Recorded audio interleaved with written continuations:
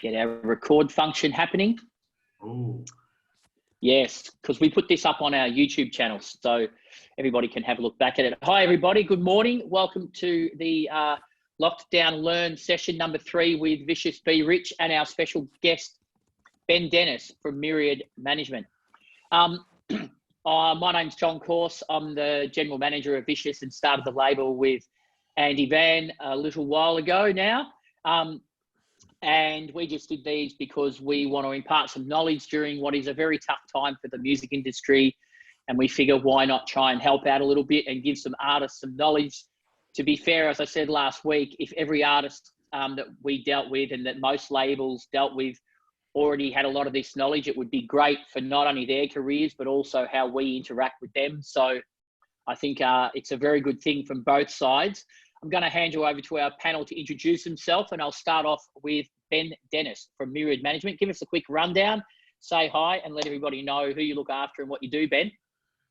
thank you, Corsi. My name's Ben. I am the director and owner of Myriad Management, a small boutique management agency based in Melbourne here. We look after artists like Peking Duck, who have been signed to Vicious, and had Guy and John as their A&Rs, and we also look after Benson, a local Melbourne DJ, and just thought we'd mix things up a bit and add a hard rock band to our roster called Hands Like Houses, who heavy rock kind of emo band based out of Canberra. Awesome. I'll hand you to Damien from our team. Give us a quick rundown of what you've done on the management sector, Damien. Oh, he's not there. Is he there? No. He's disappeared, I think. Oh, no, he's there. Sorry, I've got him muted. Sorry, Damien. It's okay. As well as working in the marketing product department at Vicious, I've been working within like the management world for 4 years now. I run my own business called Palms Management, where I look after some Australian artists, and then I used to work as a day-to-day manager at a company called Team Tree. So yeah. And Guy. Hi, I'm Guy Lewis. I am the A&R and label manager of Be Rich Records. Outside of that, I also manage a couple of artists, most of them Be Rich Records artists, and a couple of others. But yeah. And Andy. Hey, I'm Andy Van, head of A&R at Vicious, and also was in the band Madison Avenue and Vandalism. I've been managed by quite a few managers over the years, including Kathy Oates, who looked after Angus and Julia Stone, Richard Bishop, who looked after Crystal Method, Paul Oakenfold, and with Madison Avenue, I was looked after Smiley, aka Patrick Cleary from Peppermint Blue. So I've worked with a lot of managers throughout the decades. Awesome. So that's the rundown of the team that you've got here. We're going to start off basically with a question to everybody, and that is, for those that don't know and get confused, I'll start with you, Ben. What does a manager do? So I think the best way of looking at a manager's role is the manager's role is to be the center of the artist's universe, where the artists are constantly surrounded by a number of different people, whether it be the record label, the publisher, the booking agent, publicity, marketing, lawyers. Management will be in the middle of that. And it's their job to liaise with all these different companies and people and relay it back to the artist as best as possible and make sure they've got the artist's best interests at heart. And, sometimes the best thing for an artist to do is focus on their music, focus on their craft. And I think when you have a solid manager, they'll make it easiest for them to do so. And they will focus on basically all the boring business stuff so they can be as creative as possible. So like a conduit between everybody who's in the team and the creative center, which is the artist, yeah? Yeah, that's right. Basically acting as the middleman between everything that's not directly music related, but sometimes they will be, you know, involved in the A&R and creative process as much as possible. And, you know, I guess it's a manager's job to have the artist's interests in mind, and, you know, always liaise with those artists to make sure that we're all going in the same direction, you know, Yeah. and goals, and, you know, always thinking 12 months in advance, 18 months in advance, and, you know, thinking outside those boxes so that you're creating opportunities out of things that, you know, might not always be an opportunity. Yep. Guy, you want to just weigh in here, because I know that some of the artists you look after, you certainly do play almost like an A&R role on some of them. So give us a quick rundown of a couple of the people that you deal with and how you see the role of a manager. Yeah, well, I mean, I guess that was kind of a natural thing for me, because that's my basis is in A&R. But I mean, I've see the bigger picture in a lot of guys, and I guess I've from all the artists I've worked with, I've in a management capacity have sort of been at a level where you know, they're ticking a lot of boxes, but, you know, they're not sure how to navigate the back end business side of what they're doing, and also, I guess as an A&R, I add that extra you know, thing to the equation that not a lot of managers do. It's not specifically a manager's job to be an A&R. Definitely a manager's job to have, I guess, a good ear for what you know, what's working in the market. But yeah, so I do that as well, with you know, obviously in a management and label capacity for guys like Illustrated, Needs No Sleep, and Friendless. And I've also been managing artists outside the label. At the moment, I look after, well, the only guy that outside the label I look after is a guy called Mac Moses, who's an R&B artist, and a writer and producer in his own right as well. So, so yeah, look, it's there's definitely different types of managers, and I guess it's really, you know, it's about what fits and what works for any particular artist and what they need in that relationship. Yeah, Andy, can you just give us a quick insight, because I know that when you were dealing with Madison Avenue, Patrick is obviously did a great job with Madison Avenue, but was not really in any way part of the creative, was he? No. Just to also answer your first question, I think a manager is almost like a wall or a buffer between the artist and the rest of the world. So in other words, if there's people are saying, I want you to, as in, I want you to say at Madison Avenue, I want Madison Avenue to appear at this event, or I want Madison Avenue to sponsor this product. There, as an artist, you can say, that sounds great, please speak to my manager. And therefore the manager can actually look at the logistics and kind of be the bad cop, to get you better deals, to get you higher prices, to say no to bad things, but keep the artist on the positive side of things. So I think that's an important job as a manager.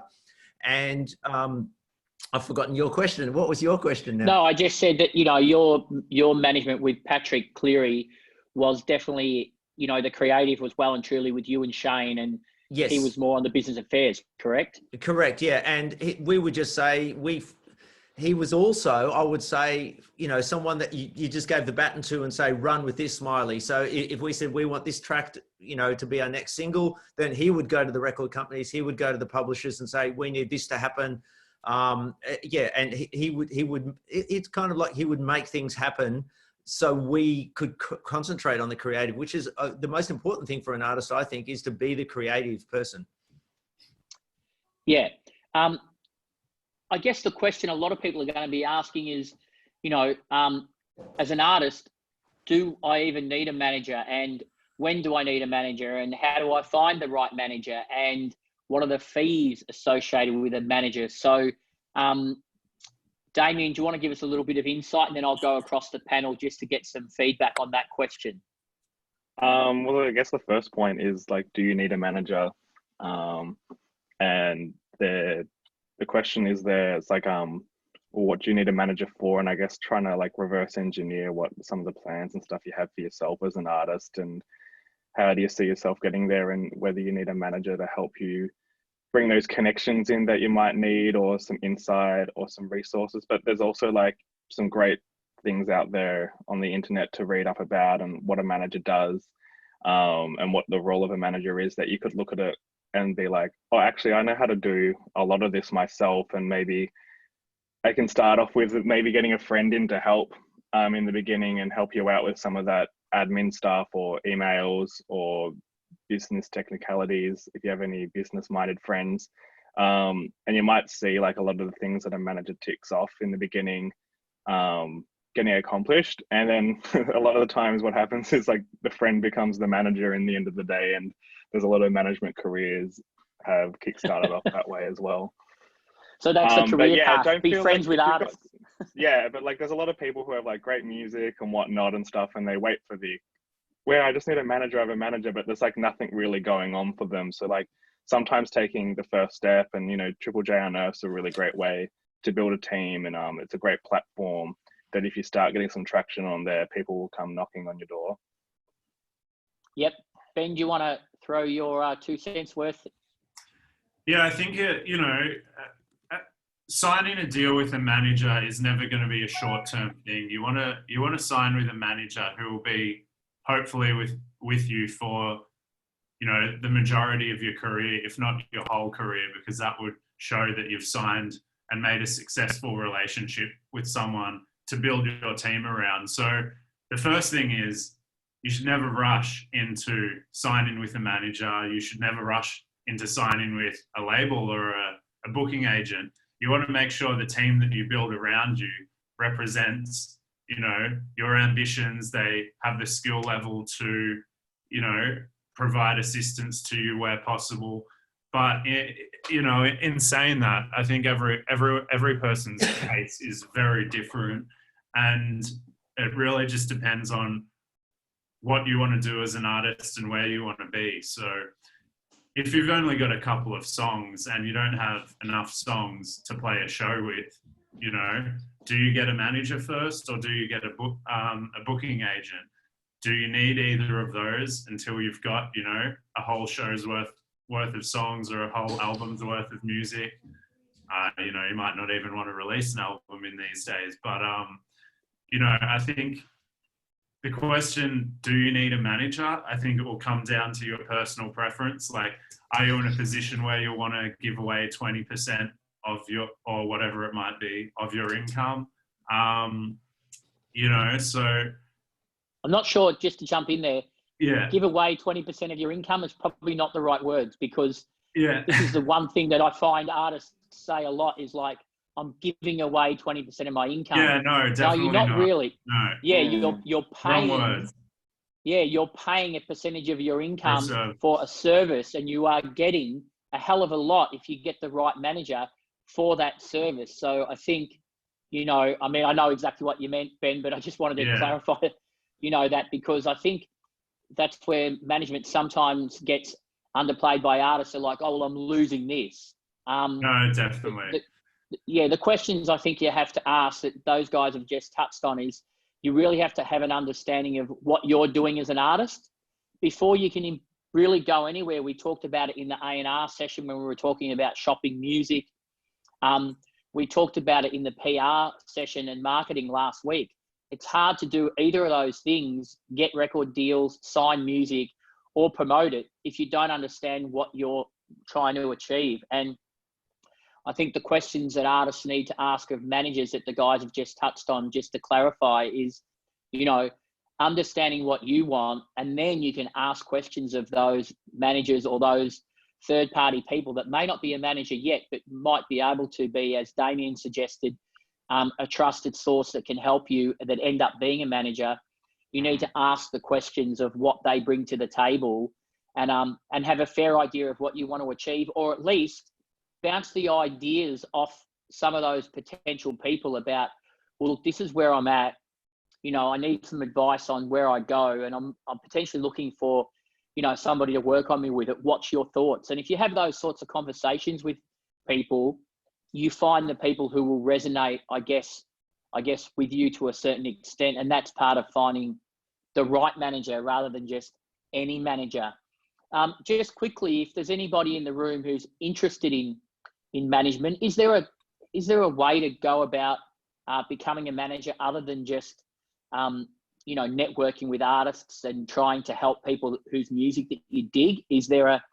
Are there music courses? Are there any, you know, more formal ways to get some qualifications, or is it just go with the flow and learn as you go? Damien, Ben? I mean, I think I did, you know, a music course at RMIT, but it was more so production based, and there was just a little bit of music business on the side. I think the thing with management is that your roles are constantly changing, and, you know, there's so many things I wish I could have done in university, whether it be, you know, business management or marketing. All these things are becoming roles that managers have to one day take on. And, you know, there's even the role of being a therapist sometimes with your artists and chatting them through, you know, problems they might be having with their career. So it's just a never ending list of things that you might want to, you know, consider. And is it something that you can learn at school? You can probably learn parts of it, but a lot of it is, you know, things that I've learned, you know, working alongside people like yourself, John, and Andy, you know, back in the day, and picking it up just by talking to your peers. And, you know, maybe you work for another management company for a couple of months and then, you know, pick up some things and find an artist, or, you know, I don't think it's something that you can study, but there's definitely, you know, courses that will be of great help to build up, you know, a foundation of skills. Yeah, there is College of the Arts. I just put a link up in the chat. College of the Arts does a management course. The one area that I think would be beneficial is the really technical business side of it, the literal discussing of contracts. You need to have an idea of contracts. It's all boring, but for a manager, it's monumentally important. You need to have an idea of what publishing is, of what, you know, sponsorship is, of what record deals are. There is a lot of incredibly boring but vitally important stuff about being a manager that would be the engine. And then there's the really great hookup stuff that a manager can do as well. Like a manager literally, as I'm sure Ben would agree, needs to know the A&R of pretty well every good label in the world in your genre. You know, there's hundreds of A&R people around the world, labels. There are a good manager also needs to know other managers to say coordinate a hookup with a similarly like-minded or somewhat larger artist from Germany, from Italy, from Sweden, from America. So his artists could do collabs, could do remixes, could do top-line voiceovers, things like that. So there's definite areas of managers, and as Ben touched on before as well, it can take years, decades to connect it up. And I'll give you a little example of Richard Bishop, who used to manage me.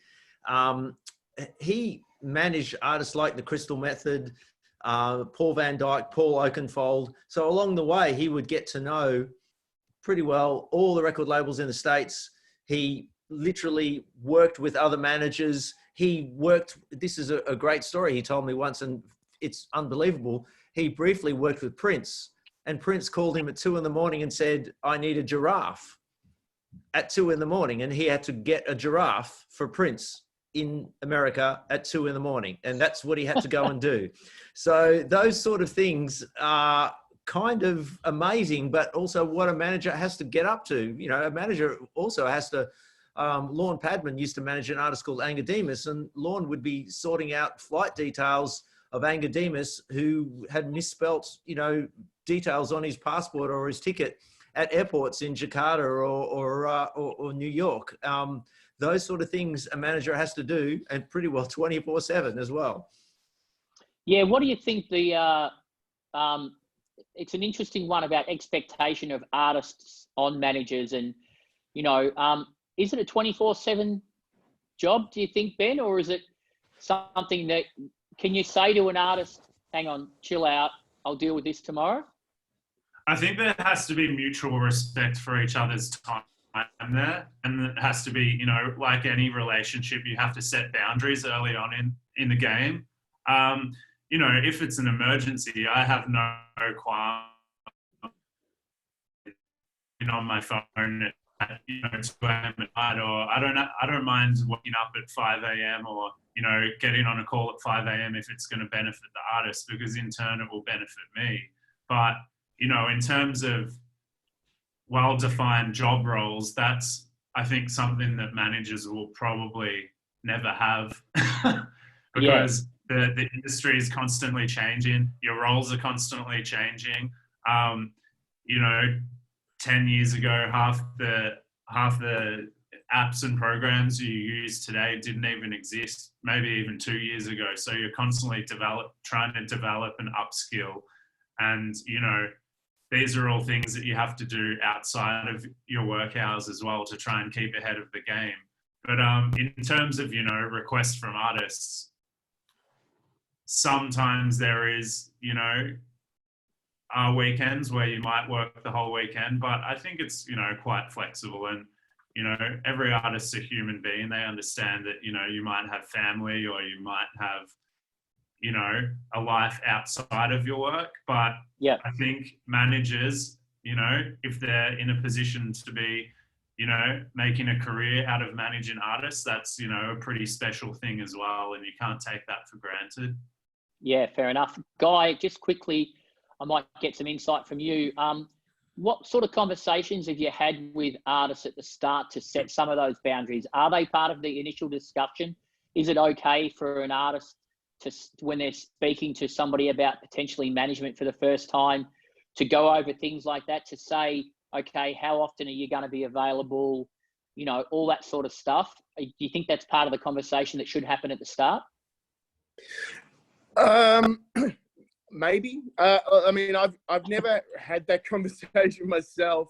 The conversation will maybe come up if there's sort of unreasonable expectations arise. But yeah, like Ben said, when stuff needs to be done, you kind of got to do it. So, but you've obviously got to have that. Try and have that work-life balance, which really doesn't exist for people like us. But for mental health reasons, above all else, you need that. But yeah, I think there's definitely you've got to have that time when you're working, and obviously when you're dealing with people internationally, you sometimes you got to be on a call at all hours of the night. So. Yeah, I mean, it's, but I think in terms of that relationship between yourself and the artist, or the manager and the artist, I should say, there definitely needs to be expectations set and a reasonable, expectations as to when you can be bothering your manager about stuff, or vice versa, bothering your artist about stuff if they're working on music in a session, that kind of stuff. Yeah, so there's definitely that conversation needs to be had, but I don't think it's something that should be a bearing over whether you're working with someone or not, unless you're a manager that wants to treat it like a 9 to 5. But I personally don't think that works. But yeah, I'll give you an insight into Ash, who is Avicii's manager. Ash was someone that would sit in, to answer your first question, John, he would sit in on the creative with Avicii, and he would absolutely have input.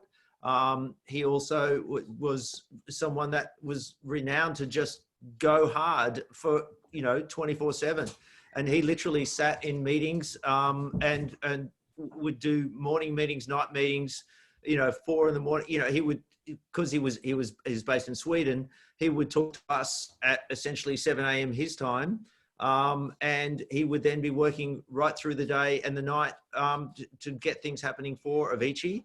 And some of the things, he would go to festivals and he would literally, wait around to speak to Tiesto to try and get Avicii to remix the next Tiesto song. Those are the type of things that that particular EDM manager at the time was willing to do. And I was always impressed by just how far he would go. He would literally spend all his own money. Smiley was another one that in the early days would spend his own money to build his management business, to make sure he was everywhere in the world, from meetings in New York, the next day meetings in London, next day back to Melbourne, just to get their management business and to get their management skills right up there. It was actually amazing to watch both of those guys work. I guess, yeah, I mean, they've got to be, I guess your management needs to be as dedicated to their career as you are to your career. And on that note, is there anything that, as a manager, when an artist comes to you, are there red lights that they say to you that make you go, whoa, maybe this person doesn't quite get what a manager does or isn't ready for a manager? There's managers out there will try to ask for like a monthly commission, monthly like retainer fee. That's definitely a red flag. So let's say they'll be like, oh, you got to pay me like $500 a month or something, and I'll be your manager, and they also take a commission. There are those people out there in Australia as well, and that's a red flag in my books. Something's a bit dodgy. Also, I've seen managers just be real, stick in the mud type guys that are negotiating deals, and they think their artist is literally, Madonna, and their artist is a small dance artist, and they possibly argue agreements or argue points to the point where they aren't, I don't know, flexible would be the right word. And if you're so inflexible that you can't get a deal across the line, then maybe that's a manager that, can't work in the dance music industry. Maybe he might need to work in US, major label industry, but sometimes I think in dance music, you need to be somewhat flexible. That's obviously two things for artists to look for from a manager.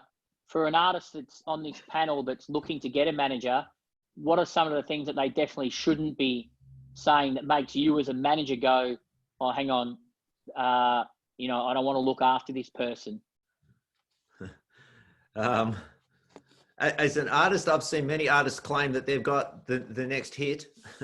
And possibly that's a one to be scared of. Because I actually got an email this week, which I thought was quite funny.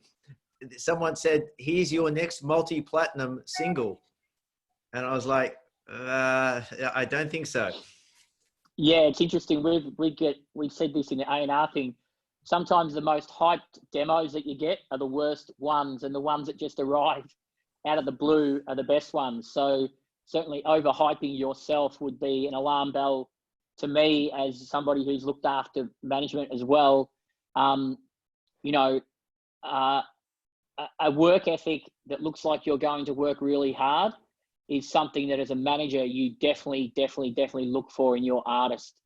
So if you're looking for a manager to kind of do things that you haven't already tried to do or started, if you want them to get your bio, if you want them to get your pictures and you haven't got those things done yourself, the manager is going to look at you and be thinking, well, hang on, how hard are you working on your career if you're just looking for me to do this stuff that you should already be doing? I mean, we always talk about connectivity with, in 2020, the connectivity that we have with our fan base.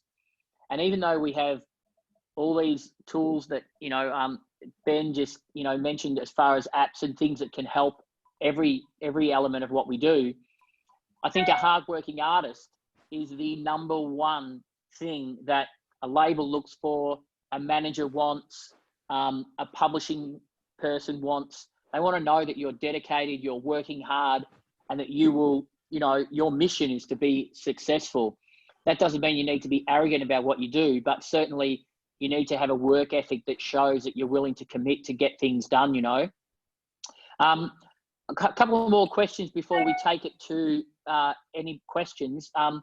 First thing is, as a management team grows, obviously usually the first person on board outside of, often, when an artist is new, they're making music, they've got a few people that they soundboard stuff off. They may get signed to a indie label, and then a manager might come on board. Ben, can you talk us through kind of how the Peking Duck team has grown in your experience? I mean, obviously we were involved as a label, and certainly Guy was giving, you know, A&R feedback the whole time, and also just feedback on their career before there was any management involved. But can you give us an idea of how that's evolved and what the team looks like now as far as size? Yeah, I mean, I think the most important thing for an artist's, you know, backbone is, you know,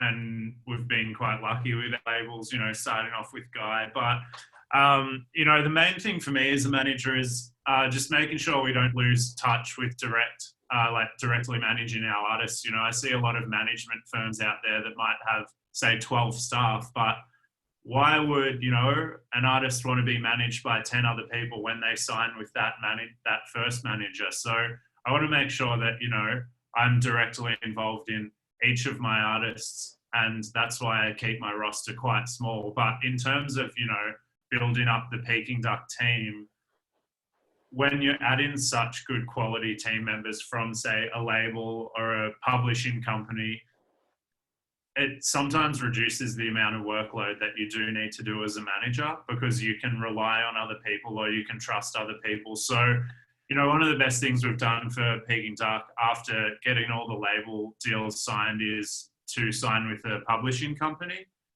And, you know, that's increased the amount of songwriting they're doing with overseas songwriters, and that's increased the amount of syncs they might have for, say, whether it be TV, film, computer games, whatever it might be. And I think the publishing side of things is really important for a band like Peking Duck, where they can, you know, potentially write songs to a theme, if that, for example. And then, you know, other team members that we've got, our booking agents are some of the most important as well, because the live show for Peking Duck is, you know, one of the best in Australia, and we want to make sure that they're valued as best as possible there, and they're playing the right festivals. We're not overplaying festivals, we're not overplaying shows. And yeah, you know, you need to know the band's true value in the marketplace, and you can only do that when you've got team members like a booking agent, like a touring company that you trust in and you can rely on. And yeah, they go out and get those opportunities for you. And do you have publicity and PR direct with Peking Duck, or is that through the various affiliates, i.e. is the PR from the touring agent covering the tours and the PR from a label covering the releases, or do you have that independent? Yeah, so with publicity, it chop and changes from country to country. I think, you know, the most fragmented country is probably America, where we'll have, we might have a publicist, but we'd have, you know, 5 different radio pluggers depending on the single. And, you know, we might release a single that might be more in that dance category, where we'd call on dance radio specific pluggers, or it might be alternative pluggers or college radio pluggers that come in. In terms of Australia, we rely pretty heavily on the publicists at Sony Music, and from a major label setup, I guess they have, you know, different publicists for different areas of the business. So you might chat to one person about TV publicity. Her job is to talk to the Sunrisers or the Today Shows of the world to try and get opportunities there. You might have the commercial radio team, where they will specifically take songs to the commercial radio so they can spend their time building up relationships with those people. And then you've got your publicists that are in, you know, Triple J world, alternative media world. And then you've got your key kind of publicist who kind of ties all that in together. So, you know, once you get to that level, it can be confusing knowing what everyone's job role is. But I think once you start to get those opportunities, you know, their job roles become more defined, and you can make, you know, a greater understanding of that. Yeah, I mean, Damien and Guy can probably weigh in on this, but when you're managing smaller artists, you're effectively doing all of those things that Ben just said, but a lot of the time it's the manager doing it, right? That's correct, and that's why sometimes I guess in the beginning, I guess another choice of like when you choose, like when you're talking with a manager or a new manager, like the skills they can bring to the table. For example, you might start working with a manager who's also a publicist as their other job. So that's a skill that you might have lacked in that can really help complement like your strategy in the beginning as well, when you might not have the funds to afford a manager. Likewise, similar to like Guy, for example, you might need some A&R help. So if you had a manager who works in A&R, that could be a really beneficial skill to bring in the beginning. But yeah, a manager kind of does a lot of jobs in the beginning, and I guess as you start, and there's like a lot of hard work, and the hardest work kind of is in the beginning, and then once you start to build and grow and develop, you can build that team around you that really helps. But also at the same time, we're in a world that you can do a lot of things yourself these days, and a lot more artists are maybe doing more distribution type deals, for example, and like kind of doing the A&Ring on their records themselves and whatnot, and like maintaining their rights, or they might do their own PR campaign because they might have the contacts at like some of the major blogs or connections in the beginning. Like you don't need to spend $5,000 on a publicist in the beginning. If you think your end goals and targets are only like 2 or 3 blogs, you can probably just hit them up yourself. And there's other ways you can, everyone can kind of service to Triple J themselves, but I guess a publicist does bring in their own connections and stuff they've developed over the years. So yeah, in the beginning, you can do a lot of things DIY. It just kind of depends on your skill level and what skills you have already and how much work you're willing to put in, but it is very full on in the beginning when you don't have a team around you. Yeah, Guy, what's some of the first things that you've worked on when you've started managing an artist that kind of have spread the skills from being on the artist back solely to kind of your responsibility?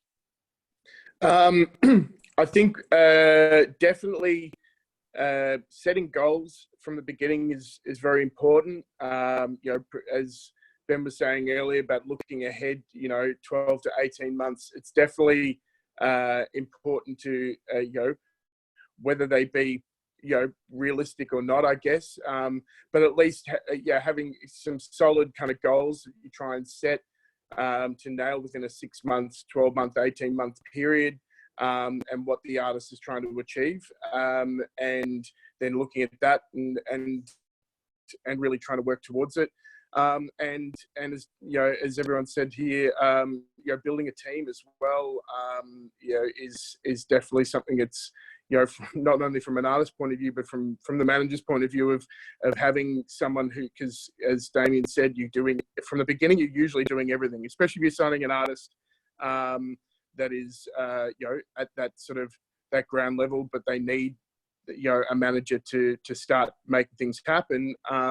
You know, you're doing all the jobs, and to be able to sort of build a team, it puts at least the jobs within a skill set of a, you know, particular person, whether it be a booking agent or a publicist, and then letting the manager, you know, really focus on developing and building the artist's career, their brand, and I guess that's another big thing is really creating a brand and a story around an artist as well, you know, and really you know, focusing on that to get those wins. So yeah. Yeah, I mean, the interesting thing that everybody's touched on is kind of planning. And I think if you don't set some goals and you don't, whether it be you, even when you're working by yourself as an artist, you know, if you don't set some goals of what you're trying to achieve, it's very hard to have something to measure how well you're getting your career down its path. And I think definitely once you have a manager on board,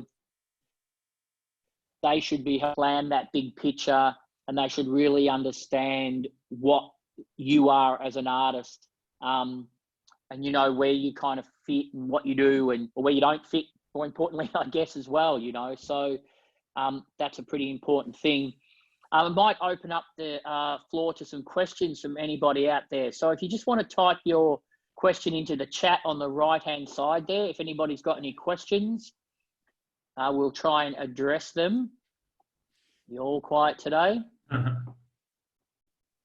I think the main thing is going back to what Guy was saying about those roles as well, is that, you know, when you do sign with a manager, you might have a level of expectation that's up here, but you always have to remember that, you know, publicists are publicists for a reason. Managers aren't publicists. Managers aren't booking agents. That's why they're separate. So, you know, in the beginning, they can help you with those jobs, and they could potentially do a good job at them, but that it won't be as good as someone that's dedicating their whole life to that specific job. I would have a very good point to add to what Ben's saying. Expectations is a big one. Artists often think strange things like, my track's #1 on the charts. Why don't I have a gig here? Why aren't I DJing here? Why aren't I on this festival? Where's my money? Where's my royalties? You know, it's very, very unusual questions. And so I think a good job for a manager is to manage the expectations of the artist. Record companies also, well, music labels can only put out a track. They can take it to radio. They can take it to DJs. They can promote it. But if people don't like the song, maybe an artist doesn't want to hear that, but also a manager is a good one to say, listen, we've put your track out and no one really likes it. Sorry, but it just doesn't happen. You know, I'm not sure how true this story is, but I read an interesting one about Nicki Minaj, and she had billboards all throughout Times Square promoting her album, and her album wasn't #1. And apparently she was furious that it wasn't #1, and they'd spent, you know, millions promoting it. Sometimes people just don't dig it as much as the previous album or as much as the previous track. It doesn't matter how much you promote it. Sometimes it just doesn't connect. Maybe the magic isn't there on that particular song or that particular album. And I think in terms of that, you know, we're in quite a lucky position now to have stats to back those things up, you know. So you can look at if someone's Shazamming your song, if it's being played on radio. If it's not getting Shazammed and it's getting full rotation on the radio, does that mean, you know, people are liking the song? Is it actually converting to streams? When you get added to a playlist, is your addition to that playlist converting to saves on a person's profile? This is all data that we have now that, you know, can be used to back up if a song is tracking well. And that's another role that the manager can do, is help you analyze that data and see, you know, what the next step for that song should be. Should you keep pouring your hard-earned money into promoting that song, or potentially should you shift the marketing budget to a next song and not waste your money on a song that might be underperforming or might not have just connected with the audience? It's a good one. Yeah, very good. I mean, again, that's about using your I guess your team, your manager, and the people around your team to get their insight to help your artist and your songs and understand how they're working and what they're doing. We are going to do next week, by the way, a delve into the business side of music. So some of these questions to do with royalties and how they work and how artists get paid, we will cover in next week's session. So if anybody wants to come back for that, you're already registered, you'll get an email next week automatically. A couple of questions. Can we explain more about what the fees managers charge are? So Ben, do you want to just do a quick summary of your kind of rough idea of what the management world, how it works? Yeah, I guess there's no real hard and fast answer to this, because every, you know, lawyer might have a different management contract, or they might have different expectations. I guess the one thing is, you know, a general rule of thumb is with commission, it usually is around 20%.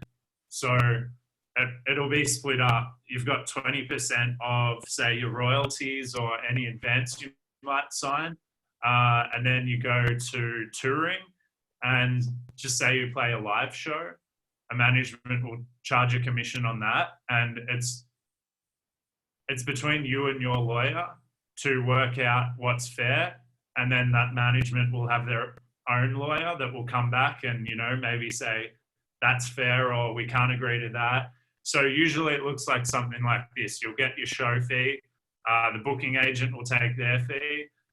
You might have a few deductions, so a couple of costs potentially, and then the management will take, say, 20% of net profit. So after all the costs of your show are done, say you earn $5,000, the booking agent takes 10% or 15%, whatever.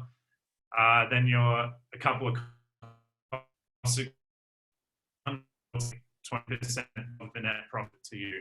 But again, that changes for every manager. There's lots of examples out there where, you know, some managers might have a gross commission on live shows, maybe a reduced gross commission.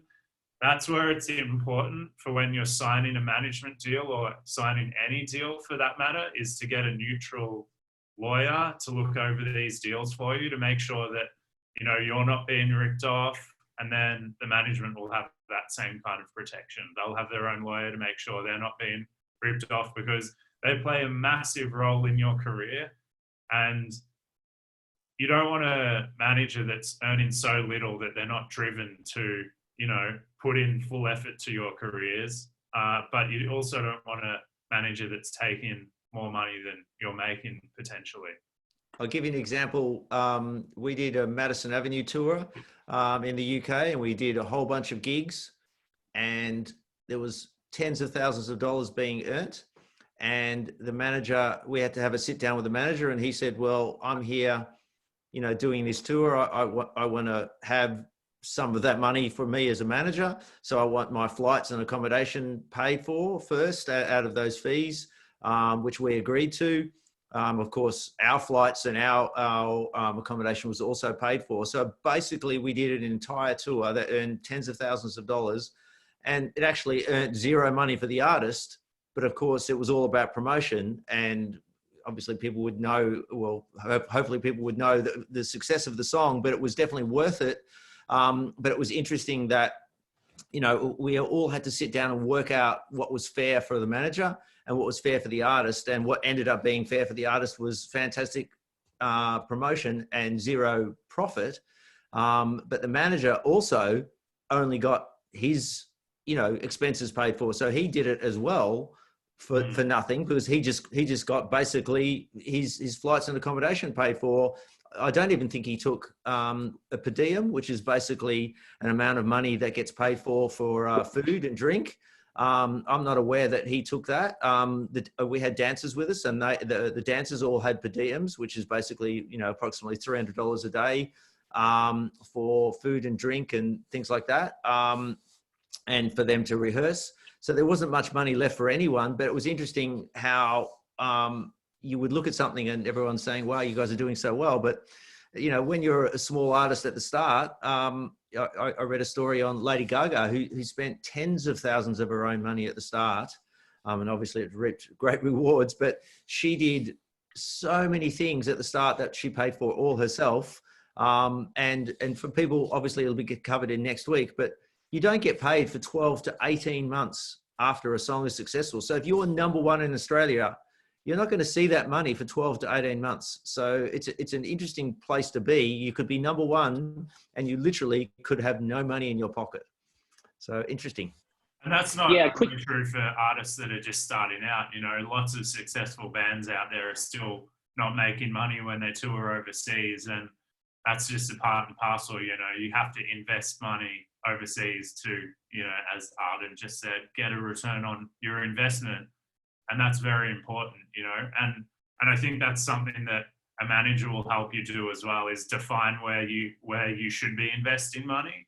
And, you know, hopefully it's not on a little bag of light stuff. It's actually back into your career. I mean, I think that's something Peking Duck have done amazing with their investment into shows. And the perspective that you guys seem to always take as soon as kind of things started to really take off is you certainly didn't rest on your laurels as far as your shows and the commitment to making them, you know, pretty spectacular and have as much I guess, long-term vision as opposed to short-term profit, I think was really integral in why Peking Ducks touring's been so good. And I think that's the big thing is, you know, your return on investment isn't always a bit of money. It's, you know, for example, taking the Peking Duck example, Splendor in the Grass, Peking Duck have never made money playing Splendor in the Grass, because for us, it's the most important show to create a moment from. And we know that at Splendor in the Grass, it has, you know, the majority of mainstream media present there. And,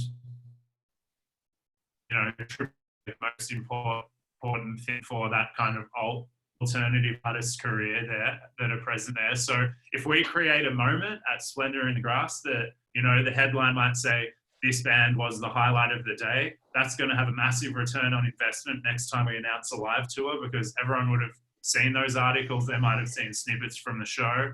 So, you know, there's times where not making money or losing money is a good thing for a band, but you also have, it brings me back to the point is that a management's job is to be thinking 12 months ahead. And one of those things is to, you know, consider your cash flow and treat the band as a business. You know, you want to make sure that you can live from your career, you can live from songwriting. And if you're not considering the cash flow of an artist, so making money from a tour, maybe spending it on some shows, and then having enough to pay your artists a wage or a living, then they're not doing their jobs and they're not planning well enough. A quick question here from Christian. If a manager is managing a large number of artists, is it something to be concerned about if you're an artist looking at that manager? Obviously, the idea being that there might only be a number of resources they can allocate to each artist. Damien, what's your thoughts on that? I guess you just have to look at into the roster and what each artist is doing. Because there's definitely large rosters out there and there might be like a bigger team behind the scenes. So if there's a lot of artists ticking a lot of boxes on that roster, then that's a really good sign. However, yeah, if there's a lot of artists, they might take on like 8 to 9 clients and they're all like an emerging level. It comes across more of a like throwing something at a wall and seeing if it sticks kind of approach. So it's kind of a little bit of a red flag. So I guess it's more of a case of like looking into each of those artists and seeing what that manager potentially is doing for them. Because it's a case by case basis, I guess, and seeing what resources they have available, if they are doing it all themselves or whether they have a team behind them. But also their management company, like it could just be them, but they might have a setup with like labels or distributors or publicists that like once you start working with them, they've kind of got a team already set up that they can kind of put you into. So that's also something to consider. They might already have a team kind of around them, not necessarily in management, that could be able to help with that workload from the get-go. I mean, a lot of bigger management companies also have, I guess, multiple agents. And if that agent is then you have to have people that go into bat for your career.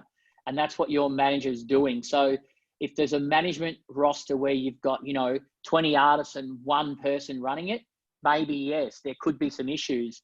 But if there could be 50, there's huge management companies with 50, 100 artists in them, but they could have 50 individual kind of point people underneath that network. So the person that you're dealing with may only have 2 people that they deal with. So I guess you've got to ask some questions about, on the surface, there could be a big roster of artists, but there could be, as Damien hinted at, there could be a big team behind it.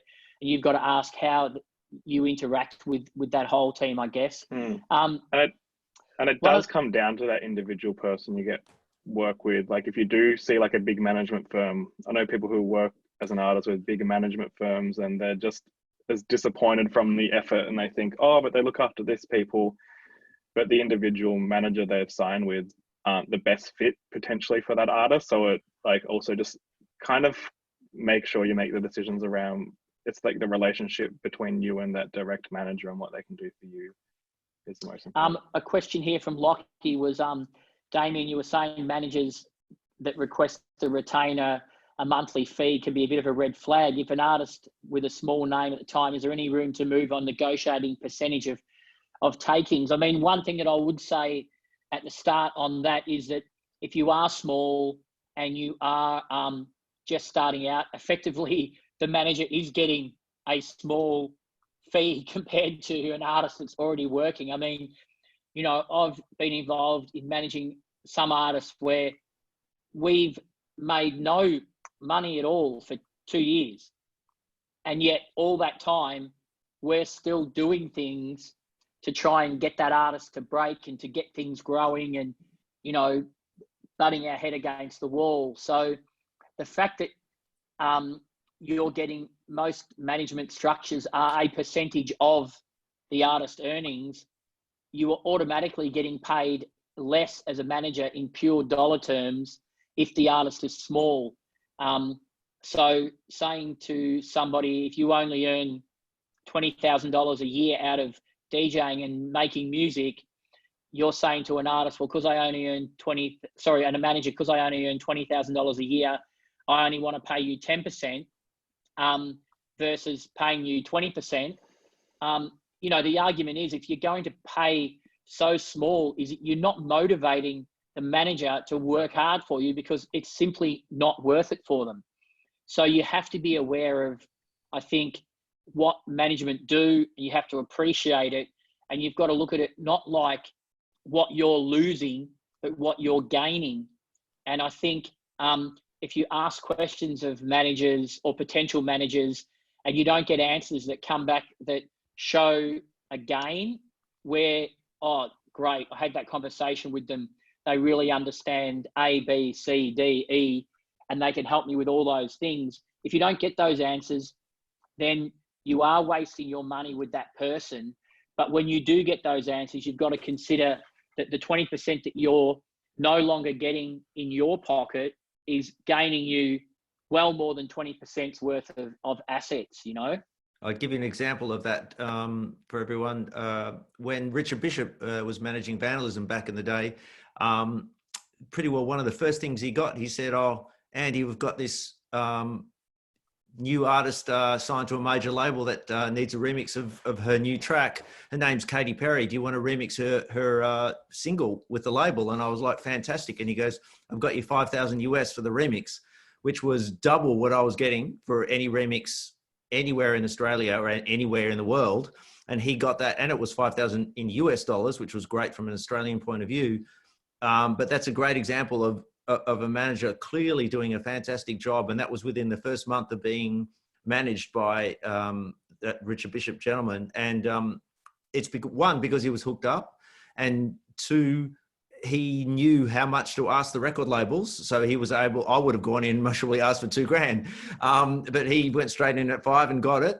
And also because it was a major label, he knew there wouldn't be much debate on the price. So it's that knowledge that he was, you know, that he had in his head that he was imparting to that transaction that made it extremely viable.